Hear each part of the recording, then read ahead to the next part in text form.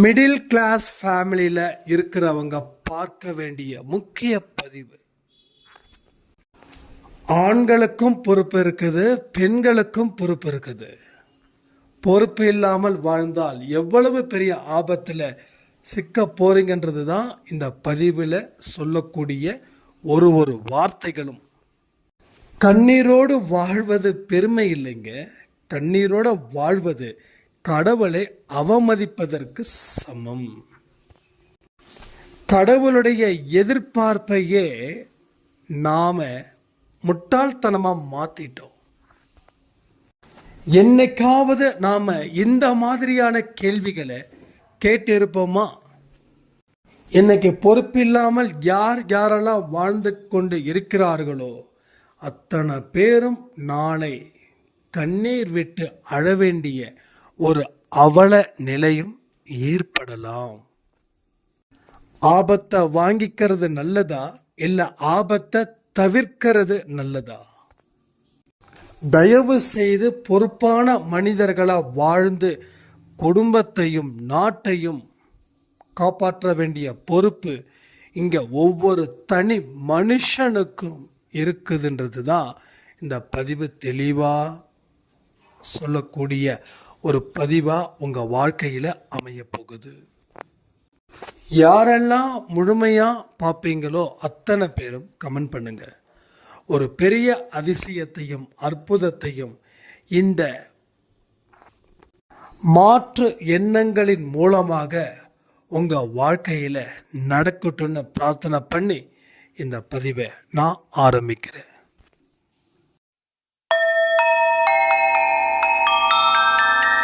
ஓம் சாயிரா சாயிரா, ஓம் சாயிரா சாயிரா, ஓம் சாயிரா சாயிரா, அன்பே சாயிரா, பேரன்பே சாயிரா, அகிலம் தளிக்க ஆத்மா விழிக்க அனுதினம் சாயிரா, எங்கள் அன்பே சாயிரா.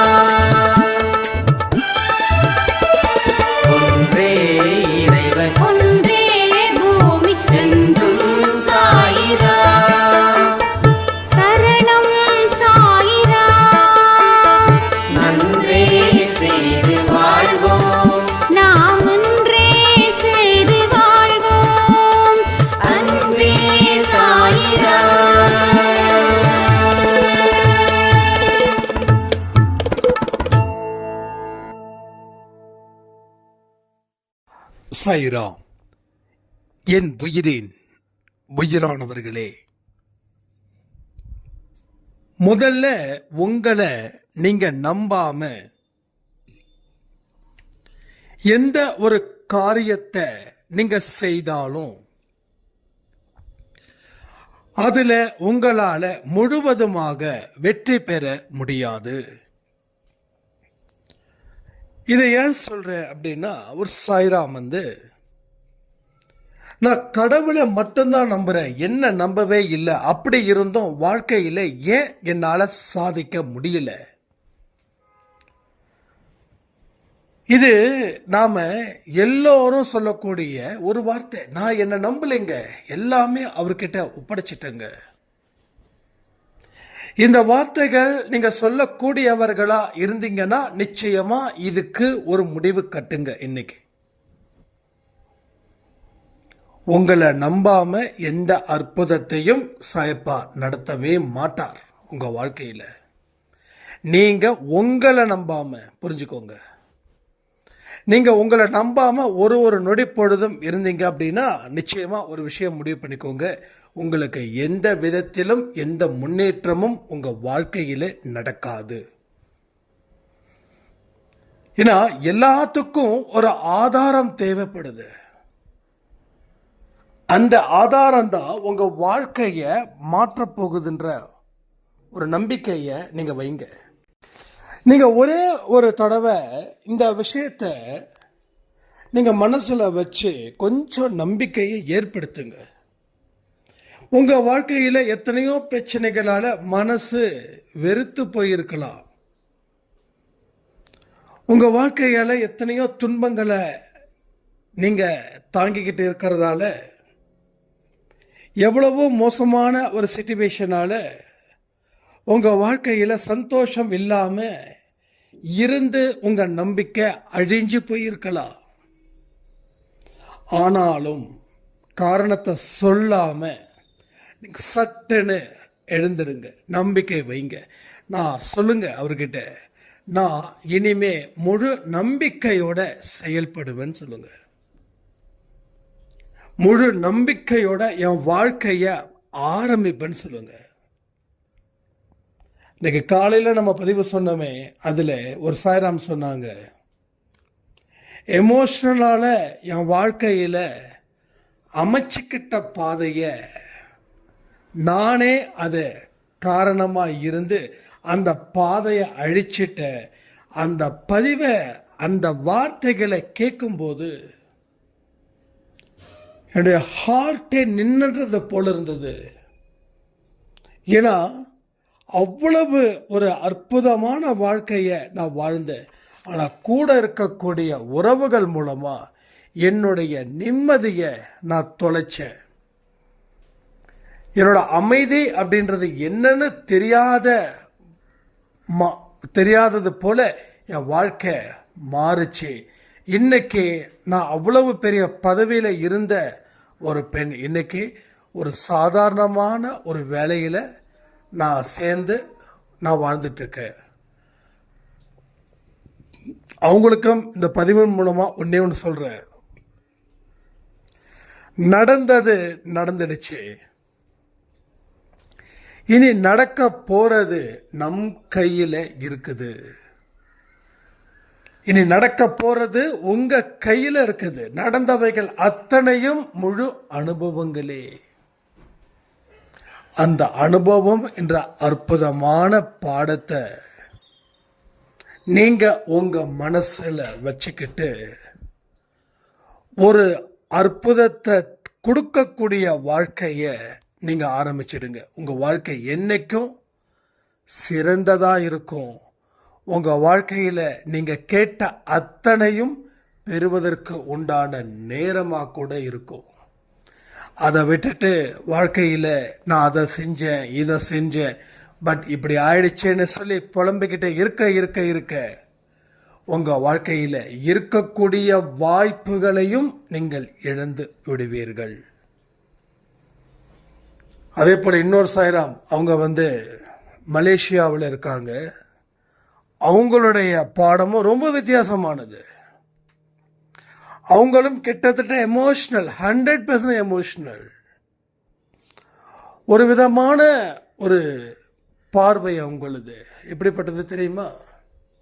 வாழ்க்கையில் எல்லோரும் தன்னை பணத்துக்காக பயன்படுத்துகிறாங்க.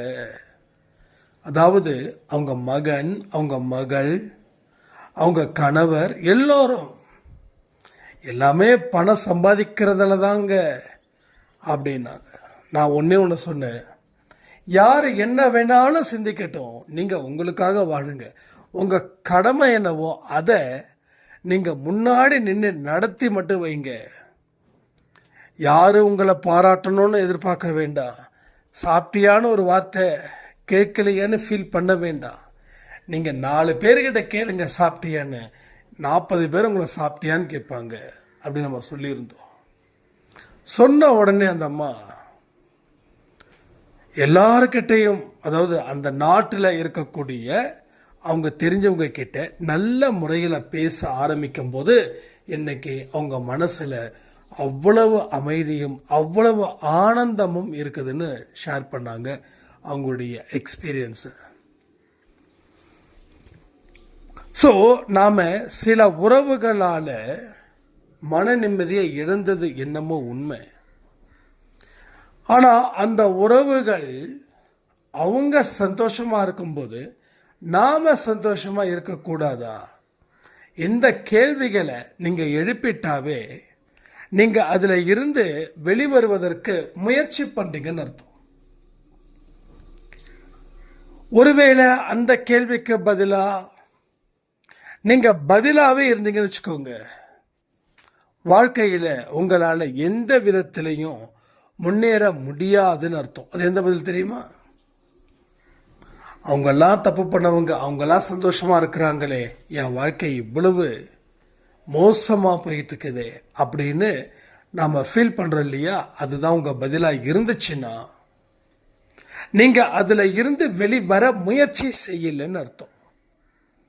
அதில் இருந்து மீண்டு வருவதற்கு கடவுள் கொடுத்த அத்தனை ஆப்பர்ச்சுனிட்டியும் நீங்க மிஸ் பண்ணிக்கிட்டு இருக்கீங்கன்னு அர்த்தம். அண்டர்ஸ்டாண்ட் ஆகுது அவங்களுக்கு சொல்றது? ஸோ இதை தான் நான் திரும்ப திரும்ப சொல்றேன். நடக்க வேண்டியவை நடந்துடுச்சு. அதை மாற்ற முடியுமா? அதை மாற்ற முடியும் அப்படின்னா இன்னைக்கு எல்லா மனுஷங்களும் அதை மாற்றிருப்பாங்க. ஆனால் மாற்ற முடியாது, யாராலையும் மாற்ற முடியாது. நாட்டில் ரொம்ப கீழே இருக்கிறவங்களாலையும் மாற்ற முடியாது, நாட்டில் உயர்ந்த இடத்துல பதவியில் இருக்கிறவங்களாலையும் மாற்ற முடியாது, கெட்டவர்களாலையும் மாற்ற முடியாது, நல்லவர்களாலையும் மாற்ற முடியாது. ஆனால் இன்னைக்கு நம்ம எதிர்காலத்தை சிறப்பாக்கணும்னா நிகழ்காலத்தில் வாழ முடியுன்ற நம்பிக்கையை மனசில் வச்சு நாம் எதிர்காலத்தில் சிறப்பான ஒரு வாழ்க்கையை வாழ முடியும். ஸோ பழைய விஷயத்தை மாற்ற முடியாது, ஆனால் வரக்கூடிய நாட்கள் எப்படி இருக்கணும்னு நாம் தீர்மானித்து அதற்குரிய வாழ்க்கை முறைகளை நாம் வாழ முடியும். ஸோ என்னை பொறுத்த வரைக்கும் ஒரே ஒரு விஷயந்தான், இங்கே எல்லோரும் சந்தோஷமாக இருக்கணும், பீஸ் ஆஃப் மைண்ட் இங்கே எல்லாருக்கும் இருக்கணும். அதற்கு அப்புறமா வெற்றிகரமான வாழ்க்கை வாழணும். முதல்ல தேவை அமைதி. நீங்கள் ஒன்றும் இல்லை, ரொம்ப ஸ்ட்ரெஸ்டாக இருக்கீங்கன்னு வச்சுக்கோங்க, ரொம்ப ரொம்ப ஸ்ட்ரெஸ், சொல்ல முடியாத அளவுக்கு கஷ்டம், யாருமே உங்களை புரிஞ்சுக்க முடியல, வருத்தம் ஜாஸ்தி ஆகுது. அப்போது நீங்கள் இந்த மனநிலையில் இருந்தால் உங்கள் எதிர்காலத்தை நீங்கள் எப்படி உருவாக்க முடியும்? எதிர்காலத்தை நீங்கள் எப்படி உருவாக்கிங்க தெரியுமா? இன்றைக்கி எந்த மாதிரியான ஒரு சூழ்நிலையில் நீங்கள் இருக்கீங்களோ அதை விட மோசமான சூழ்நிலையை எதிர்காலத்தில் கொண்டு வந்து சேர்க்கறதுக்கு நீங்கள் தயாராக இருக்கிறீர்கள்னு அர்த்தம். ஸோ பாயிண்ட்டை புரிஞ்சுக்கோங்க. அப்போது உங்களுக்கு அடிப்படை தேவை என்னன்னா அமைதி. அமைதி. ஒரே சத்தமாக இருந்தால் அப்படி இருக்கும். ஒரு ஃபேக்ட்ரிக்குள்ளே போகிறீங்க, அங்கே தடால் தடால் தடா தடா தடான்னு சவுண்டு. அந்த இடத்துல நாம் அமைதியை எதிர்பார்க்க முடியாது. சரி, மக்கள் நடமாட்டம் இருக்கக்கூடிய இடத்துல நீங்கள் போகிறீங்க, அங்கேயும் சத்தம், அங்கேயும் அமைதியை எதிர்பார்க்க முடியாது. சரி, அமைதியான ஒரு இடத்துல இருக்கீங்க, அங்கே அமைதியை எதிர்பார்க்க முடியுமா? நம்ம நினைக்கிறோம் ஒரு அமைதியான ஒரு இடம் இருக்கணும் அப்படின்னு. ஆனால் அமைதியான ஒரு இடம் அப்படின்றது உலகத்தில் எங்கேயுமே இல்லை. ஏன்னா நீங்கள் அந்த எண்ணங்களை சுமந்து கொண்டு தான் எல்லா இடத்துக்கும் போகிறீங்க, எல்லா இடத்துக்கும் போகிறீங்க.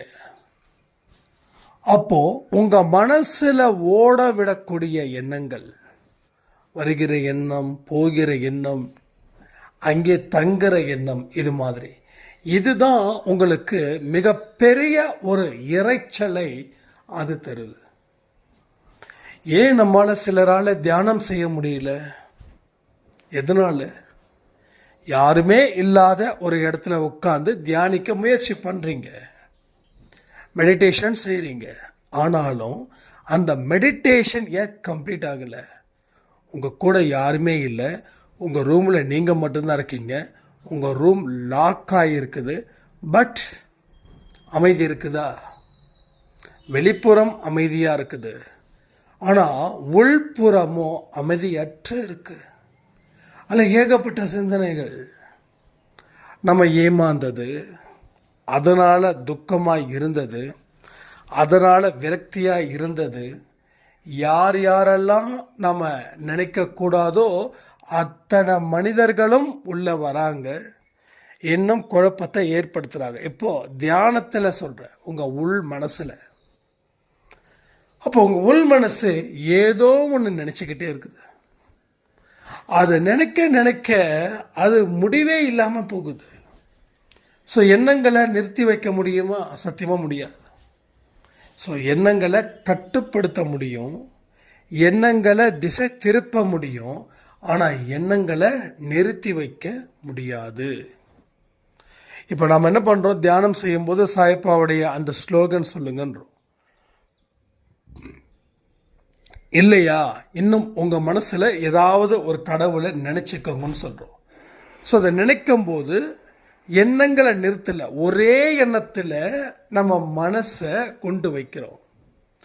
அதுவும் ஒரு எண்ணம் தான். இங்கே நிறைய பேருக்கு தெரியல. ஸோ எண்ணங்களை நிறுத்தி வைக்கணும், நிறுத்தி வைக்க முடியாது. ஆனால் அந்த எண்ணத்தை ஒருமுகப்படுத்த முடியும். ஸோ இந்த வழியில் இதை மட்டும்தான் நான் அடுத்த 20 நிமிஷத்துக்கு நினைப்பேன். அப்படின்னும் போது எண்ணங்களை ஒருமுகப்படுத்தும் போது பல எண்ணங்கள் வருவது தடைப்படுகிறது, பல எண்ணங்கள் வெளியில் போகிறதும் தடைப்படுகிறது. அப்போது ப்ராக்டிஸ் இல்லாமல் உங்களால் அமைதியாக இருக்கவே முடியாது. ஒரு 50 வயசில் இருந்து 60 வயசில் இருக்கிறவங்களுக்கு என்னென்ன பிரச்சனைகள் இருக்கும் தெரியுமா? அதே போல் 20 இருந்து 30 இருக்கிறவங்களுக்கு என்னென்ன பிரச்சனைகள் இருக்கும் தெரியுமா? ஒவ்வொரு ஏஜ் குரூப்லேயும் ஒவ்வொரு காலகட்டத்திலையும் ஒவ்வொரு விதமான பிரச்சனைகள், அதற்கு உரிய எண்ணங்கள் இன் அண்ட் அவுட், உள்ளே போகுது வெளிவருது. அப்போது நம்ம ஆழ் மனசில் சுய நினைவாக இருக்கும்போதே பல விஷயத்தை உள்ளே சுவாசிக்கிறோம். ஒரு உணவு எடுத்துக்கிறது போல், உணவாவது காலையில் எடுத்துக்கிட்டு அடுத்த நாள் இரவோ அடுத்த நாள் காலையிலையோ இல்லை அதே இரவோ மோஷனாக வெளியில் போயிடுது. உள்ளே சாப்பிட்ற சாப்பாடு மோஷனாக வெளில போயிடுது. ஆனால் எண்ணங்கள் மட்டும், சாப்பிட்ற எல்லா எண்ணங்களும் உள்ளே போய் அப்படியே ஸ்ட்ரக் ஆகிடுது. அப்போது ஏதாவது அதற்குரிய விஷயங்கள் நடந்துச்சுன்னா, ஒன்றும் இல்லை, உங்கள் வீட்டில் ஒரு 18-16 வயசில் ஒரு பையனோ பொண்ணோ இருக்காங்கன்னு வச்சுக்கோங்க. அப்போ ஏற்கனவே 16-18 வயசில் இருக்கக்கூடிய பெண்கள் காதலிக்கிறாங்க, வீட்டை எதிர்த்து கல்யாணம் பண்ணுறாங்க. அப்போது நமக்கு என்ன தோணும்? அந்த மனசில் அந்த மாதிரியான விஷயங்கள் ஆழமாக பதியும் போது நம்ம வீட்டில் இருக்கக்கூடிய குழந்தைங்களை நாம் அப்படி கற்பனை பண்ணி பார்க்குறோம். ஏன் கற்பனை பண்ணி பார்க்குறோன்னா, அந்த மெசேஜ் ஒரு எண்ணமாக நம்ம ஆழ் மனசில் படிஞ்சிருச்சு. ஒருவேளை உங்கள் குழந்தைங்க நல்லா கல்யாணம் பண்ணிட்டாங்கன்னு வச்சுக்கோங்க, உங்களுக்கு இப்போ அந்த எண்ணம் வெளியில் வராது. அப்போ என்ன ஆகுது? ஏற்கனவே தேக்கி வைக்கப்பட்ட எண்ணங்கள் அது சொசைட்டியில் வேற ஒரு ரூபத்தில் வேறு ஒரு மனுஷனுக்கு நடக்கும்போது இதையும் அதையும் நம்ம கனெக்ட் பண்ணுறோம். அப்போது அந்த எண்ணங்கள் உள்ளே இருக்கிறதால தானே. அந்த எண்ணங்கள் உள்ளே இல்லைன்னா பிரச்சனை இல்லை. இது மாதிரி பல எண்ணங்கள் நம்ம உள்ளுக்குள்ளே இருக்குது. அதான் நான் அடிக்கடி சொல்லுவேன், உங்களை நீங்கள் கேள்வி கேட்கும்போது தான் தேவையானவைகள் உள்ளே வச்சுக்கிட்டு தேவையில்லாதவைகளை வெளியில் எடுப்போம். ஒன்றும் இல்லை, ஒரு 1 வீக் முன்னாடி நம்ம வீட்டை ரொம்ப சுத்தம் பண்ணோம். அப்பப்போ சுத்தம் பண்ணுறது எனக்கு ரொம்ப பிடிக்கும், எனக்கு ரொம்ப பிடிச்ச ஒரு விஷயங்கள்.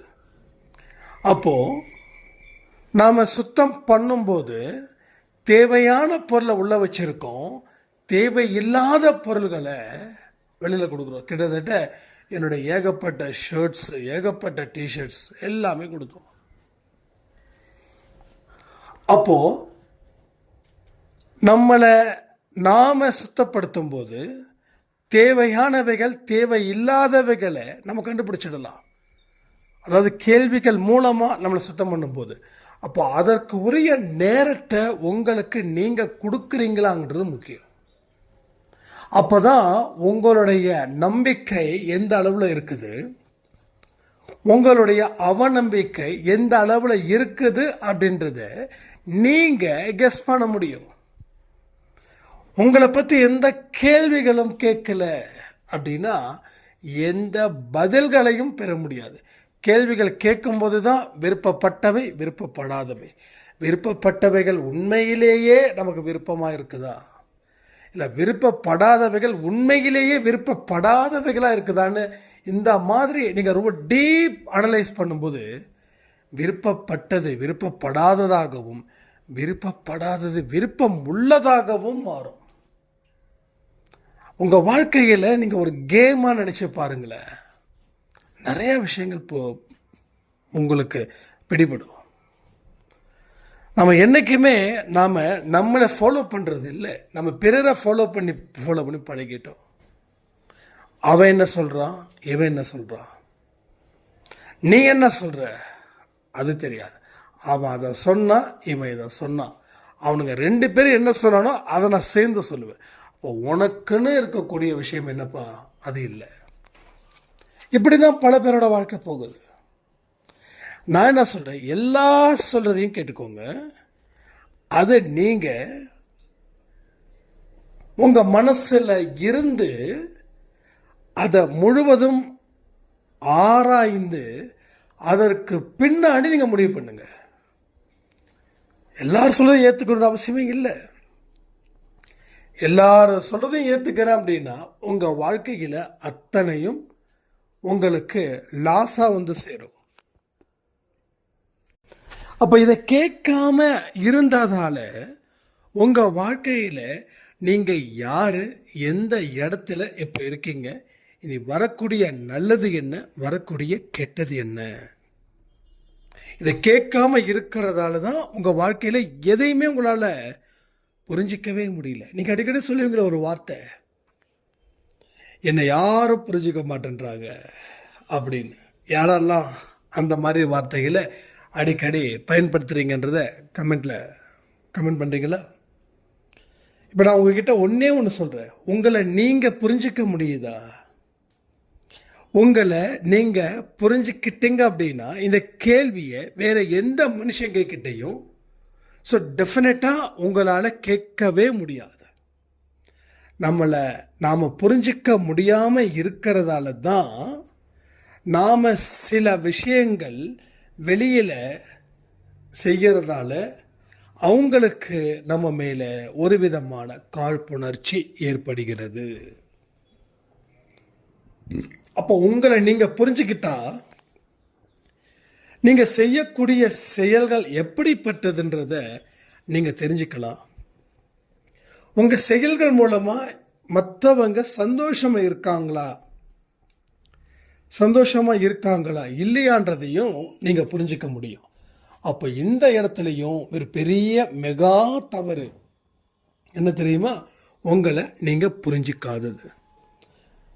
2வது இன்னொரு விஷயமும் இருக்குது, நான் எதிர்பார்த்தது போல யாருமே இல்லை. இந்த வார்த்தை எனக்கும் அளவுக்கு அதிகமாகவே வரும். நம்மளை மாதிரி ஏன் மற்றவங்க இருக்க மாட்டேன்றாங்க அப்படின்னு. அதற்கும் ஒரே ஒரு கேள்வி, நீங்கள் எதிர்பார்த்தது போல நீங்கள் செயல்படுறீங்களா? உங்களால் ஒன்றும் இல்லை, தினமும் சச்சரித்திரம் படிக்கணும். இது நம்ம அன்பே சாயில சொல்லக்கூடிய முக்கியமான விஷயம். இதை நீங்களும் ஆமாம் சொல்கிறீங்க, இனிமேல் செய்வேன்னு சொல்கிறீங்க. ஆனால் ஒரு வாரம் செய்கிறீங்க, ஒரு வாரமே பெருசுன்னு நினைக்கிறேன்ல, அடுத்த வாரம் அந்த புக்கும் தெரியாது, நீங்களும் காணாமல் போயிடுவீங்க. இது ரொம்ப சிம்பிள். அப்போது நீங்களே உங்களுடைய எதிர்பார்ப்பை நிறைவேற்ற முடியாதப்போ மற்றவர்களுக்கு குறை சொல்வது தப்பா இல்லையா? நான் திரும்ப சொல்கிறேன், அடுத்தவனை குறை சொல்கிறது ரொம்ப ஈஸி. ஆனால் அதனால் உங்களுக்கு எந்த இடத்துலையும் பலன் இல்லையே. அது உங்களுக்கு ஆபத்தாக தானே முடியுது. நீங்கள் யாரெல்லாம் குறை சொல்கிறீங்களோ திருப்பி அவங்களும் உங்களை குறை சொல்லுவாங்க. அப்போ நீங்கள் என்ன பதில் சொல்லுவீங்க? ஆனால் அன்பே சாயலை பொறுத்த வரைக்கும் ஒன்றே ஒன்று தான். யாரை பார்த்தும் குறை சொல்லவே சொல்லாதீங்க. யாராவது உங்களை குறை சொன்னாங்கன்னா நீங்கள் அதற்கு பதிலே கொடுக்காம கடந்து போயிடுங்க. கடந்து போயிட்டாவே பாதி முக்காவாசி முழு பிரச்சனையும் தீர்த்தது போல. அப்படி போயிடுங்க. திருப்பி திருப்பி ஒரு விஷயத்த மென்னுக்கிட்டே இருக்கக்கூடாது. ஏன்னா நம்ம மாடு இல்லை, மனுஷன். ஏன் மாடையும் மனுஷனையும் சொல்கிறேன் அப்படின்னா, இந்த மாடு என்ன பண்ணும், அசை போட்டது திரும்ப திரும்ப திரும்ப அசை போடும். அது மாடு, அதோட தன்மை அப்படி. ஆனால் நாம் மனுஷங்க, நாம் அசை போட வேண்டிய அவசியமே இல்லை. ஏன்னா நமக்குன்னு இருக்கக்கூடிய வேலைகள் அளவுக்கு அதிகமாக இருக்குது. நானாக ஓப்பனாக சொல்லணுன்னா 5 வருஷத்தை நான் வீணாக்கினேன். 5 years. அதை நான் ரெக்கவரி பண்ணுறது தான் ஓடிட்டுருக்கேன். எனக்கு பணம் சம்பாதிக்கணும், புகழ் அடையணும் அப்படின்ற ஒரு லட்சியமும் நோக்கமும் சத்தியமாக கிடையாது. இங்கே யார் மேலே வேணாலும் நான் ப்ராமிஸ் பண்ணுவேன். எனக்கு தேவையானதுக்கு மட்டும் இருந்ததுன்னா போதும் தான் நினைப்பேன் நான். ஆனால் காலத்தை நான் வீணாக்கினேன். 5 years நான் வீணாக்கினேன். அதுக்கு கடவுள்கிட்ட மன்னிப்பை கேட்டு அந்த பயணத்தை இன்னும் ஜாஸ்தி பண்ணுறேன். ஆனால் எனக்குள்ள ஒரு ஃபீல் என்ன தெரியுமா, நான் 5 வருஷத்தை வீணாக்கினேன். அந்த 2 வருஷத்தை நான் எடுத்துட்ட மாதிரியும் இனி 3 வருஷம் மட்டும்தான் அதை நான் சரி பண்ணணுன்றது போலவும் தோணுது. ஏன்னா எனக்குள்ள நான் எழுப்பப்பட்ட கேள்விகள் அது போல. ஏன்னா என்னுடைய அனுபவத்தை நான் சொல்லி புரிய வைக்க முயற்சி பண்ணுறேன். ஏன் தெரியுமா, நீங்களும் காலத்தை வீணாக்கியிருக்கீங்க அப்படின்னு ஒரு விஷயத்தால். இப்பயும் சொல்கிறேனே, இங்கே எத்தனையோ பேர் இருக்கீங்க. என்னோட வயசில் பெரியவங்களும் இருக்கீங்க, எனக்கு வயசில் சின்னவங்களும் இருக்கீங்க. மனசாட்சியத்தோடு சொல்லுங்க, நான் காலத்தை வீணாக்கலைன்னு. ஏன் இதை கேட்குறேன் அப்படின்னா, நம்ம காலத்தை வீணாக்காமல் இருந்தால் நம்ம வாழ்க்கை இந்நேரம் 20-30 மடங்கு உயர்ந்த நிலையில் அது போயிருக்கும்.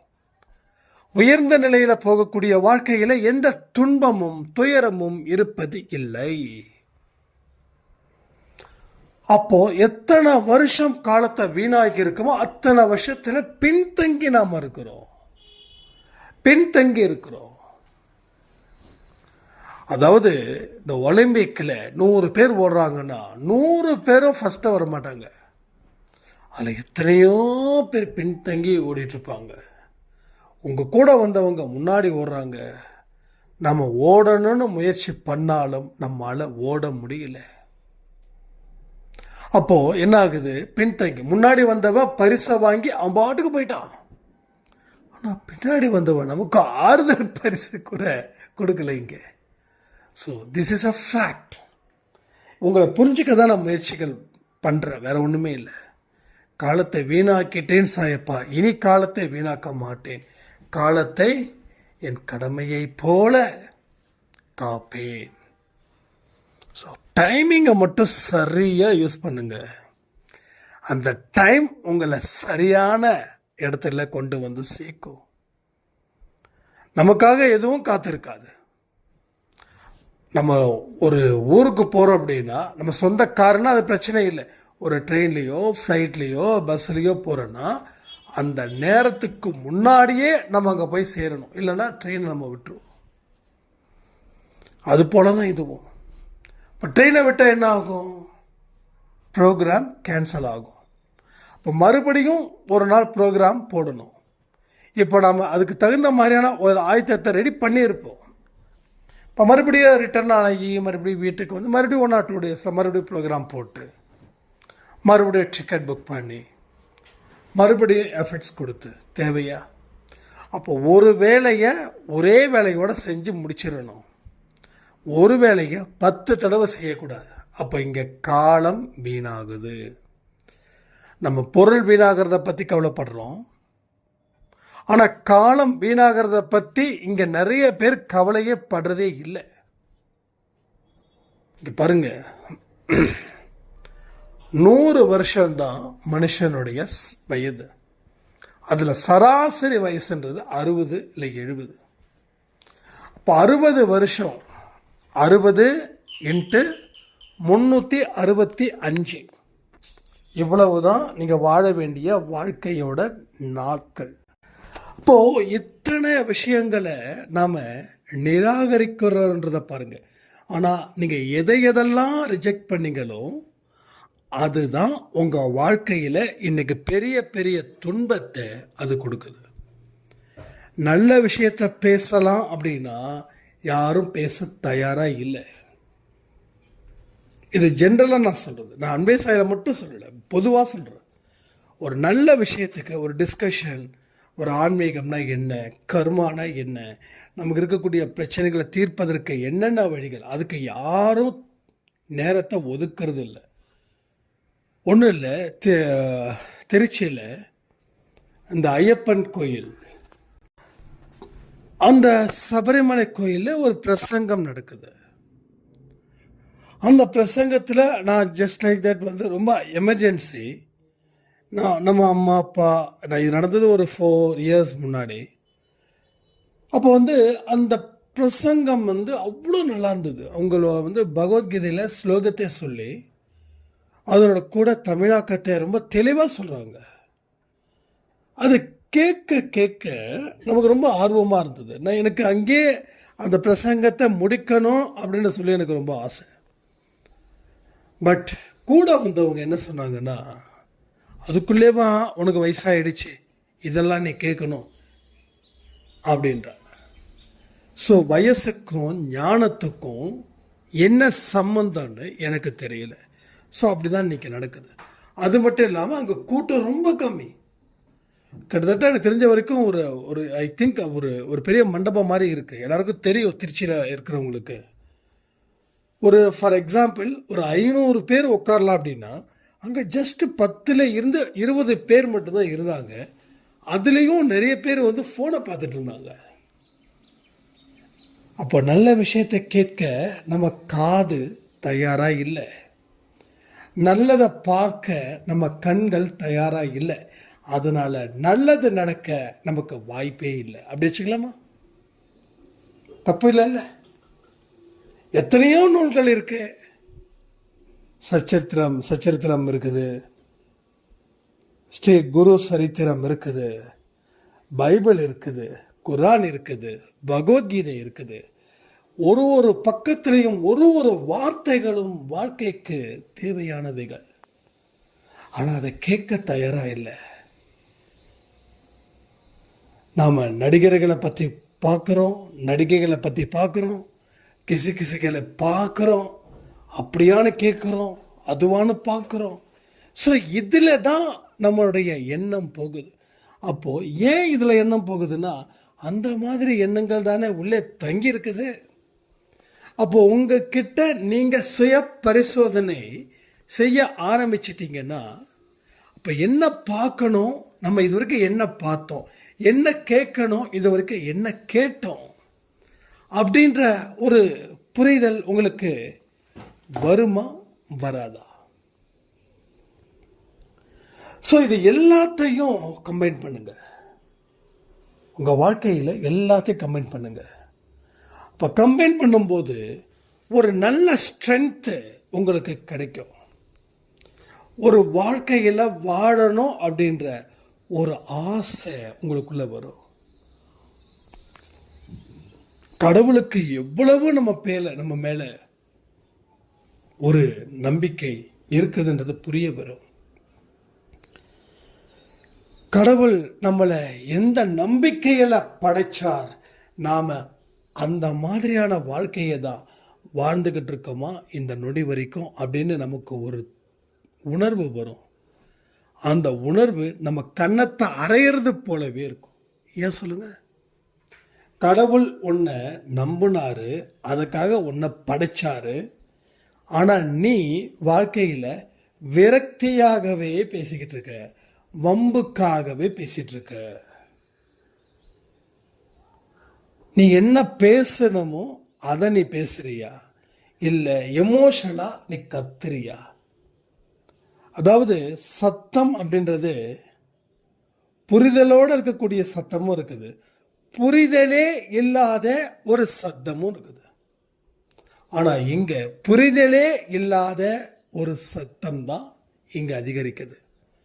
ஸோ ஒரு மனுஷன் இங்கே தான் அவன் பலகீனத்தால் அவன் வாழ்க்கையில் எல்லாத்தையும் நாசம் பண்ணுறான்.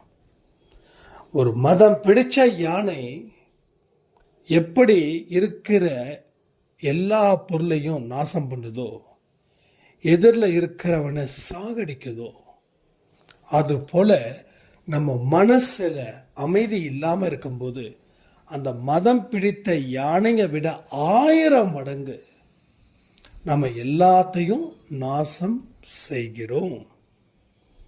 யானைக்கும் யானை பாகனுக்கும் இருக்கக்கூடிய அஃபெக்ஷன் தெரியுமா? இங்கே இருக்காது. திருச்சியில் ஸ்ரீரங்கத்தில் கோயிலில் அந்த யானைக்கு திடீர்னு மதம் பிடிச்சிடுச்சு. அந்த பாகனை ஒரே அடி பாவமாக, அதை இப்போ கூட நினச்சி பார்க்கும்போது, அந்த டைமில் தான் நான் திருச்சியில் இருந்தேன். அந்த நாளில் தான் நான் அந்த சபரிமலை கோயிலுக்கெல்லாம் போனது. மனசில் அவ்வளவு ஒரு கஷ்டம். அந்த யானைக்கு மதம் பிடிச்ச அது சரியானதுக்கப்புறம் அந்த யானை பாகனை தேடுது, சாப்பாடு சாப்பிடல. அப்போ இந்த யானைக்கிட்ட இருந்து என்னங்க பாடம் கற்றுக்க முடியும்? நாமளும் மதம் பிடித்த மனிதர்களா மாறும்போது யாருக்கிட்ட என்ன பேசுகிறோன்னு தெரிய மாட்டேங்குது. உறவுகளை உடைக்கிறோம், உறவுகளை உடைக்கிறோம். உடைத்ததற்கு பின்னாடி வருந்துகிறோமா இல்லையா?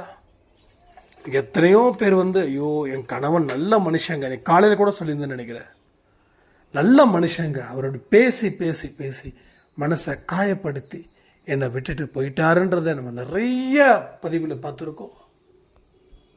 அதே போல் எத்தனையோ பேர் ஆண்கள் பெண்களை மதிக்காம, பெண்கள் சொல்லக்கூடிய அறிவுரைகளை ஏற்றுக்கொள்ளாம, குடும்பத்துக்கு பொறுப்பான மனிதர்களாக இல்லாமல் அந்த வீட்டில் இருக்கக்கூடிய பெண்கள் எவ்வளவு கவலைப்படுறாங்க. எவ்வளவு நாள் தான் ஒரு பெண் வாழ முடியும் இப்படிப்பட்ட மனிதருங்கக்கிட்ட? உடனே மனைவி அவங்களுடைய தாய் வீட்டுக்கு போனதுக்கப்புறம் எத்தனையோ இடத்துல அன்பேசாய் குடும்பத்தில் நிறைய விஷயங்கள் அந்த பிரிதல் நடந்திருக்குங்க. நிறைய பிரிவு நடந்திருக்குது, ஏகப்பட்ட பிரிவு நடந்திருக்குது. ஒவ்வொருத்தங்களும் ஆண்கள் இது மாதிரி ப்ரே பண்ணுங்க, என்னோட மனைவி திரும்ப வரணும்னு சொல்லி. அப்போது அவங்க விருப்பப்பட்டு போனாங்களா அவங்க தாய் வீட்டுக்கு? இல்லை, வெறுத்து போனாங்க. ஏன்? குடும்பத்தை பார்த்துக்காத பொறுப்பில்லாதவர்கள்கிட்ட எப்படி வாழ முடியும்? அப்போ எத்தனையோ நாள் அந்த கேள்வி வந்திருக்கும். அந்த கேள்வி இப்போ முழுமை அடைந்துடுச்சு, பதில் இல்லை, அதனால கிளம்பி போயிட்டாங்க. இன்னைக்கு குடும்பம் இல்லாத எத்தனையோ ஆண்கள் சிலர் சேர்ந்துருக்காங்க, ஆனால் இன்னும் பலர் சேரலை. ஸோ இன்னைக்கு இந்த விஷயத்த பேசுறதுக்கு காரணம் இல்லாமலாம் இருக்காது. வாட்ஸ்அப்பில் ஒரு சாய்ராமுடைய கதர், கண்டிப்பாக நான் மன்னிக்கணும் என்னோட மனைவி, நான் பொறுப்பில்லாதவனா, நான் கடனுக்கு மேலே கடனை வாங்கி வாங்கி வாங்கி வாங்கி இன்றைக்கி கடன்காரங்க என் வீட்டுக்கு என் மனைவியை கையை பிடிச்சி இழுத்து, அதன் மூலமாக என்னுடைய மனைவி தலை குனிஞ்சு வீட்டை விட்டு போயிட்டாங்க. இன்றைக்கி நான் வருத்தப்படுறேன், என்னால் என்ன பண்ண முடியும் அப்படின்னு.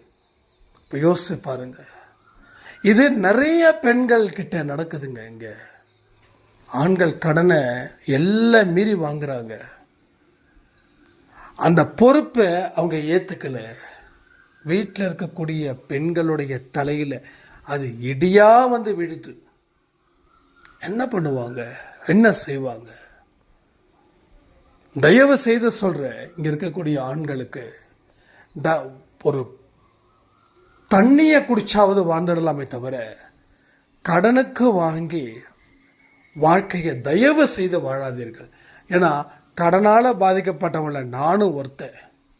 ஆனால் அது என்னோட பாதிச்சுது, வேற யாருக்கும் பாதிக்கல. அப்போ ஆனால் இன்னைக்கு உங்களுக்குன்னு ஒரு குடும்பம் இருக்குது. நல்லா யோசிச்சு பார்த்துக்கோங்க. நீங்கள் பணத்தை கொடுக்க முடியாமல் நீங்கள் தலைமறைவாயிட்டீங்கன்னா உங்களுடைய குடும்பம் அவங்களுக்கு டார்கெட்டாக போயிடும். அதனால் குடும்பத்தை நல்லா வாழ வைக்கணும்னு சொல்லி அங்கேயும் இங்கேயும் கடனை தயவு செய்து வாங்காதீங்க. என்ன உங்களால் முடியுதோ அதை செஞ்சு கொடுங்க குடும்பத்துக்கு. ஒரு நாள் இல்லை ஒரு நாள் அவமானத்தில் உங்கள் மனைவியோ குழந்தைகளோ தலைக்குனைவு வந்துச்சுன்னா நீங்கள் உயிரோடு இருந்தும் உயிரற்ற மனிதனாக இருக்கக்கூடிய சூழ்நிலையும் உங்களுக்கு வரலாம். ஏன்னா இதை நிறைய பேருடைய கதைகளை கேட்டு தான் நான் இந்த பதில் சொல்கிறேன். நாம் பொறுப்பானவர்களாக, ஆண்களையும் சரி பெண்களையும் சரி, நாம் பொறுப்பானவர்களாக இருக்கிறோமா? நம்ம கணவர் சம்பாதிக்கிறாரா இல்லை கடன் வாங்கி குடும்பம் நடத்துகிறாரா? இதை எல்லாத்தையும் பெண்களுக்கும் தெரிஞ்சுக்கணும், பெண்களும் தெரிஞ்சுக்கணும். பெண்களுக்கும் பொறுப்பு இருக்குது.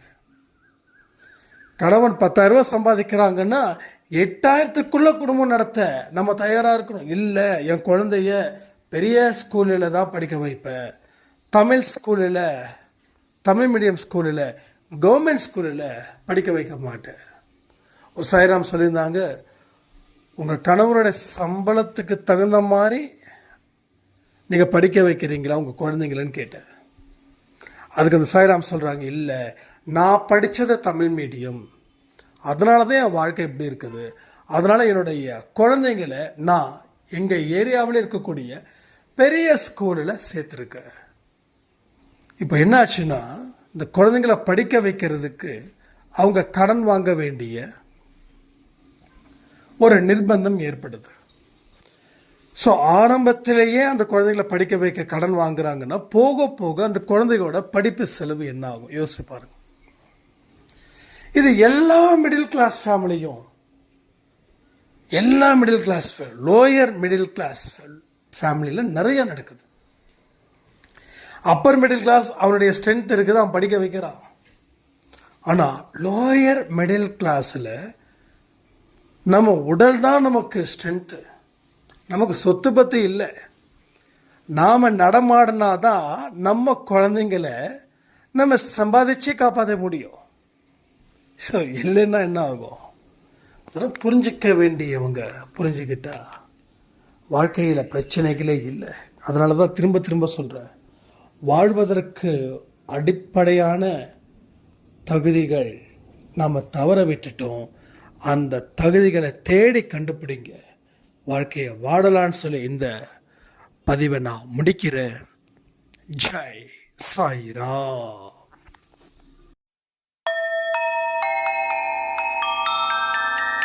ஓம் சாயிரா, சாயிரா, ஓம் சாயிரா.